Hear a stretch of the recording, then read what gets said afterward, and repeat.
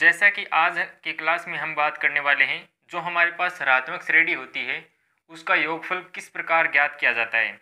तो सबसे पहले हम बात करेंगे व्यापकता के अंदर कि कोई भी हमें श्रेणी दी गई है तो उसको जो फॉर्मूला होता है योगफल का वह किस प्रकार डिफाइन किया जाता है। फिर हम देखेंगे एग्जाम्पल के द्वारा कि हमें किस प्रकार उसको सोल्व करना होता है। तो सबसे पहले हम ले लेते हैं ऋणात्मक श्रेणी। जैसे हम ऋणात्मक श्रेणी मान लेते हैं 1/a plus D 1/a plus 2d 1/a plus 3d और इस प्रकार चलती जाएगी और उसका nवां पद आएगा 1/a plus n-1 into D. ये हमारे पास ऋणात्मक श्रेणी है। तो अब यहाँ पे बात की जाए कि यहाँ पे जो प्रथम पद है, प्रथम पद वह है हमारे पास 1/a और यहाँ पे बात की जाए nवें पद की तो यहाँ पे जो nवां पद है वह है हमारे पास 1/a plus n-1 into D. यह हमारे पास है nवां पद।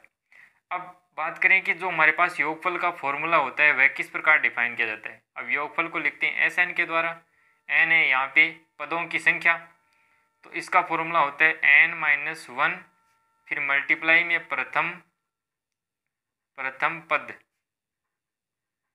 और इसके मल्टीप्लाई में आएगा nवां पद। तो यह होता है हमारे पास जो ऋणात्मक श्रेणी होती है उसके लिए जो योगफल का फॉर्मूला होता है वह कुछ इस प्रकार डिफाइन किया जाता है।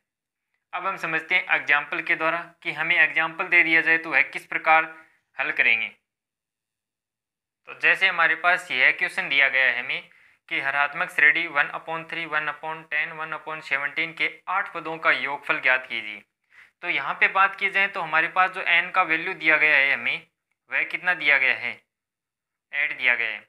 और यहाँ पे प्रथम पद की बात की जाए, प्रथम पद है हमारे पास दिया गया है 1/3, लेकिन यहाँ पे जो nवां पद है, nवां पद कौन सा होगा, 8वां पद, वह हमें ज्ञात करना पड़ेगा।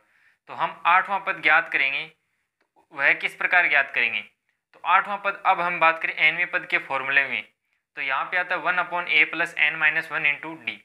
तो यहाँ पे बात करें 8वां पद की, 8वां पद, तो 8वां पद क्या आएगा हमारे पास 1/a का मान कितना है। अगर इस वाली सीरीज की इस वाले से तुलना की जाए तो यहाँ पे a का मान कितना है 3, तो 3 प्लस अब n का मान कितना है 8 माइनस 1 इंटू डी का मान, अगर यहाँ पे देखें अंतर कितना चल रहा है नीचे 7, तो यहाँ पे हमारे पास वैल्यू कितनी बनेगी 1/, यहाँ पे 8 में से 1 लेस किया 7, 7 को 7 से किया 49 और 3 कितने हो जाएंगे 52। तो हमारे पास जो 8वां पद है जिसको हम यहाँ nवां पद बोलेंगे वह 1/52 आएगा।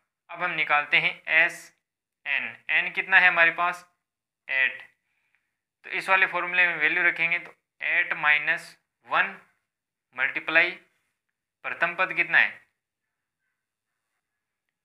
1/3, प्रथम पद 1/3 फिर मल्टीप्लाई में आएगा nवां पद। तो nवां पद यहाँ पे कौन सा चल रहा है 8वां पद, तो वह हमारे पास है 1/52।